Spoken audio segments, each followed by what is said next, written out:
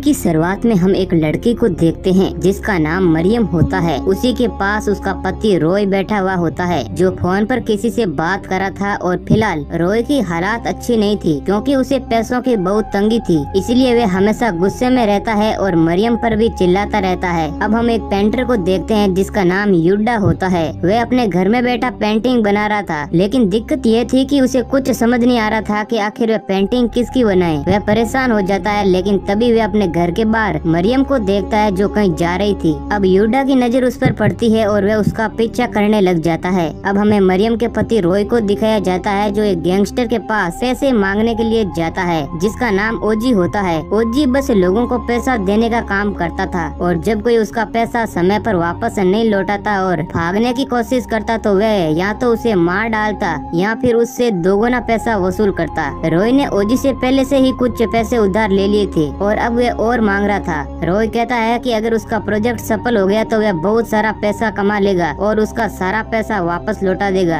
अब उसकी बातों में आकर वह गैंगस्टर ओजी अपने बॉस के पैसों को भी रॉय को दे देता है। अब हम वापस मरियम को देखते हैं जो अपने घर पहुंच जाती है और साथ ही पीछे पीछे युडा भी वहाँ पर आ जाता है। वह मरियम को देखकर उसकी पेंटिंग बनाने लग जाता है क्योंकि वह दिखने में बहुत खूबसूरत थी। लेकिन मरियम युडा को देख लेती है और उसके पीछे से उसके पास आ जाती है और युडा से कहती है कि तुम मेरी परमिशन के बिना मेरी पेंटिंग बना रहे हो। तब युडा मरियम से माफी मांगते हुए कहता है कि वह एक पेंटर है और वह उसकी पेंटिंग के लिए परफेक्ट है। जिसके बाद मरियम उसे पेंटर समझकर माफ कर देती है और युडा से कहती है कि क्या वह उसकी और उसके पिता की भी पेंटिंग बना सकता है। ये सुनकर युडा पेंटिंग बनाने के लिए राजी हो जाता है और उससे पूछता है कि कब बनानी है। तब मरियम कहती है कि इसके लिए उसे सबसे पहले अपने पति से इजाजत लेनी पड़ेगी। ये सुनकर युडा थोड़ा उदास हो जाता है क्योंकि उसे लगा कि मरियम सिंगल है। जब शाम को मरियम का पति घर पर आता है तो मरियम अपने पति से पेंटिंग बनाने के बारे में पूछती है। तब रॉय कहता है कि वैसे भी बहुत पैसों की कमी है और तुम्हें पेंटिंग बनाने की पड़ी है। तब मरियम कहती है कि वह पेंटर पेंटिंग को फ्री में बनाएगा, जिसके बाद रॉय मान जाता है। अब हम अगले दिन मरियम को देखते हैं जो पेंटिंग बनाने के लिए युडा के घर जाती है। मरियम उसे अपने पिता की आधी तस्वीर देती है और उसे बताती है कि उसके पिता बहुत ही अच्छे इंसान थे और उन्होंने उसे सेल्फ डिफेंस भी सिखाया है। जिसके बाद मरियम कई दिनों तक युडा के घर जाती है ताकि वे एक अच्छी पेंटिंग बना सकें। अब ऐसे ही एक दिन जब रॉय अपने घर पर फोन कर मैट से मरियम के बारे में पूछता है तो वह कहती है कि मरियम तो पेंटर के साथ है। जिसके बाद रॉय को मरियम पर शक होने लगता है। उसे लगता है कि कहीं वह उसे धोखा तो नहीं दे रही। और जब शाम को रॉय वापस घर आने लगता है तभी गैंगस्टर ओजी के कुछ लोग आते हैं और उसे गाड़ी में डालकर उसके पास ले जाते हैं, जहाँ अब ओजी रॉय को मारता है और उसे अपने पैसे देने के लिए कहता है। जिसके बाद रॉय अपने पार्टनर को फोन लगाता है और अपने प्रोजेक्ट के बारे में पूछता है, जिस पर रॉय का पार्टनर कहता है कि वह प्रोजेक्ट फेल हो गया है और पुलिस ने छापा मार दिया है। जिसके बाद रॉय घबरा जाता है क्योंकि उसके पैसे डूब चुके थे। उसके चेहरे को देखकर ओजी समझ जाता है कि अब पैसे नहीं आने वाले हैं। जिसके बाद वह गुस्से में आकर रॉय की अंगुलियां काटने वाला होता है। तभी रॉय कहता है कि वह अपना घर बेचकर उसका सारा पैसा लौटा देगा। जिसके बाद वह गैंगस्टर मान जाता है और उसे एक और मौका देता है। अब रॉय के सामने दिक्कत ये आ रही थी कि वह घर मरियम के नाम पर था जो उसके पिता ने उसे गिफ्ट में दिया था। अब बस उसे किसी तरह मरियम को मना कर वह घर लेना था। अब हम मरियम को देखते हैं जो अपने घर में युडा द्वारा बनाई गई पेंटिंग को लगा रही थी। साथ ही हम वहाँ पर एक आदमी को भी देखते हैं जो मास्क पहने हुए घर के अंदर आ गया है। अब जब मरियम पेंटिंग लगाकर वापस आ रही थी तब वह डाइनिंग टेबल पर अपनी बिल्ली का कटा हुआ सिर देखती है, जिस कारण वह बहुत ही ज्यादा डर जाती है और जोर से चिल्लाने लगती है, जिसकी आवाज युडा के कानों तक पहुँच जाती है और वह दौड़कर मरियम के घर आता है और उसे शांत करने की कोशिश करता है। तब वह मेट उन दोनों को साथ देख लेती है। जिसके बाद मरियम उसे वापस जाने के लिए कहती है क्योंकि अब रॉय घर आने ही वाला होता है और अगर वह उन दोनों को साथ देख लेगा तो बड़ी मुसीबत खड़ी हो जाएगी। इसलिए युडा वहाँ से चला जाता है। जब रॉय घर आता है तो वह बिल्ली का सर देखकर घबरा जाता है और मरियम को कहता है कि ये घर हम बेच देते हैं। लेकिन मरियम नहीं मानती है। वह कहती है कि ये घर उसके पिता की आखिरी निशानी है। तब रॉय परेशान हो जाता है क्योंकि बिल्ली का सिर काटने का प्लान उसी का था ताकि डर के मारे मरियम आसानी से घर बेचने के लिए तैयार हो जाए, जो कि उसका प्लान अब फेल हो चुका था।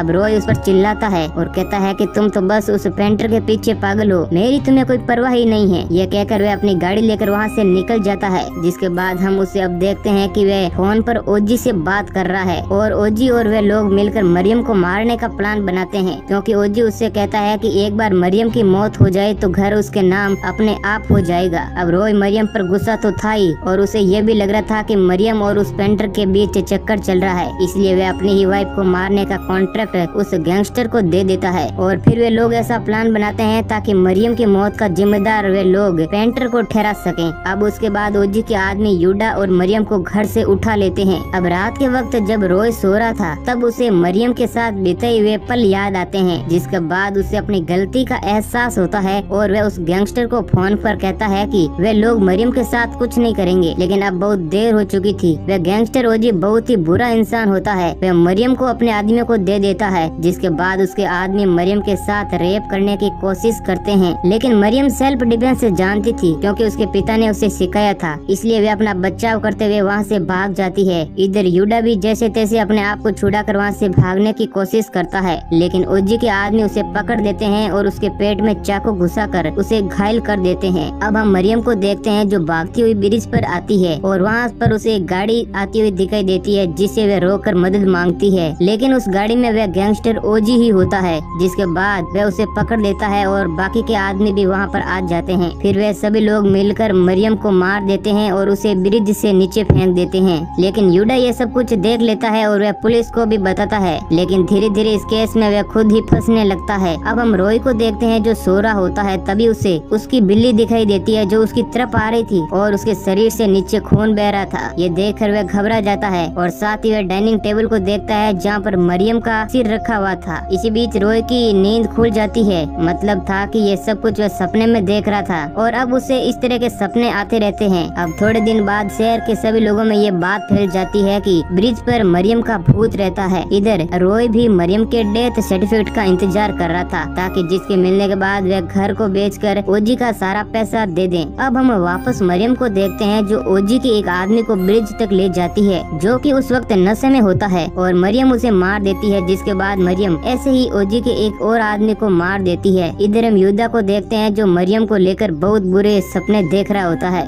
अगली सुबह हम देखते हैं कि ब्रिज के पास बहुत सारे लोगों की भीड़ लगी हुई थी, क्योंकि वहाँ पर उन दोनों लोगों की बॉडी टंगी हुई मिलती है जिन लोगों को मरियम ने पिछली रात मारा था। जिसके बाद ओजी के बाकी के आदमी भी डर जाते हैं क्योंकि उन्हें लग रहा था कि मरियम का भूत उन्हें भी मार देगा। लेकिन ओजी उन्हें समझाता है कि भूत वगैरह इस दुनिया में कुछ नहीं होता है। अब हम वापस यूडा को देखते हैं जो एक दुकान पर बैठा हुआ था। वहाँ पर कुछ लोग कह रहे थे कि मरियम मरने के बाद भूत बन गई है और वह अपनी मौत का बदला ले रही है, लेकिन यूडा कहता है कि मरियम बहुत ही अच्छी लड़की थी, वह ऐसा नहीं कर सकती है। अब हम देखते हैं कि एक रात मरियम ओजी के एक और आदमी को मार डालती है और जो दूसरा आदमी भागने की कोशिश करता है तो वह उसे भी मार डालती है। और जब ओजी घर आकर ये सब कुछ देखता है तो वह डर जाता है, जिसके बाद ओजी का बचा हुआ आखिरी साथी भी उसे छोड़कर वहाँ से कार लेकर भाग जाता है। लेकिन बीच रास्ते में मरियम उसे भी मार डालती है। अब ओजी के पास कोई रास्ता नहीं था, इसलिए वह अपनी जान बचाने के लिए दौड़कर यूडा के घर जाता है, क्योंकि उसे लग रहा था कि शायद वह उसके पास रहकर अपनी जान बचा सकता है। यूडा ओजी से कहता है कि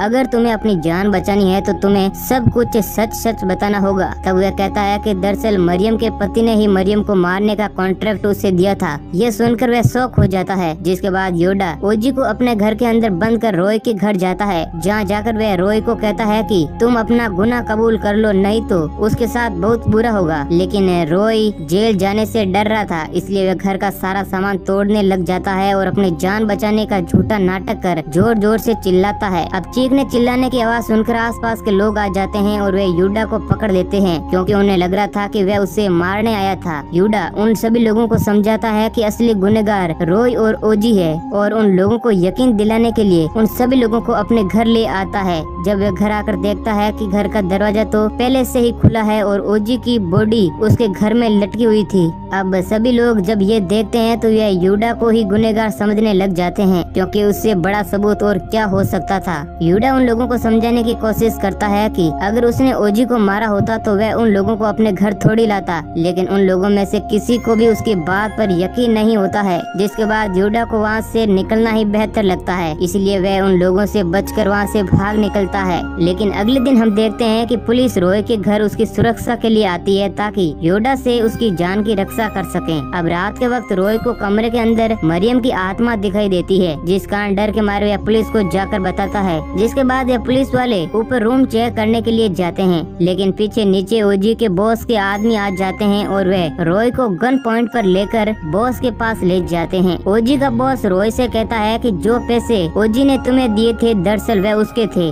इसलिए अब तुम्हें उन पैसों को लौटाना होगा, नहीं तो वह उसके पूरे परिवार को खत्म कर देगा। अब हम रॉय को वापस देखते हैं जो ब्रिज पर एक तांत्रिक को लेकर वहाँ जाता है ताकि वह मरियम की आत्मा को काबू कर सके। अब वह तांत्रिक मंत्र पढ़ने लग जाता है, तभी वहाँ पर मरियम की आत्मा आ जाती है, लेकिन उस पर उस तांत्रिक के मंत्र का कोई भी असर नहीं पड़ता है, जिस कारण वह तांत्रिक भी डर जाता है और वहाँ से भाग जाता है। जिसके बाद मरियम की आत्मा रॉय के साथ आए गुंडों को मार डालती है। ये देख रॉय भी बहुत डर जाता है। अब मरियम उसे भी मारने वाली होती है, लेकिन वह उससे माफी मांगता है। तभी पीछे से योडा भी वहाँ पर पहुँच जाता है, जो मरियम को रोक देता है और कहता है कि वह जानता है कि तुम कोई आत्मा नहीं बल्कि जिंदा इंसान हो और तुम एक घर में रहकर इन सभी लोगों को मारने का प्लान बनाती हो, और जैसा कि तुम्हारे पिता ने तुम्हें सेल्फ डिफेंस सिखाया है, इसलिए तुम इन लोगों को आसानी से मार देती हो, और तुमने भूत बनकर इन लोगों को मारने का प्लान बनाया ताकि सब लोगों को यही लगे कि तुम्हारी आत्मा इन सब से बदला ले रही है। रॉय अब मरियम को सब कुछ सच बता देता है और उसे माफी मांगता है और कहता है कि वह अब भी उससे बहुत सारा प्यार करता है।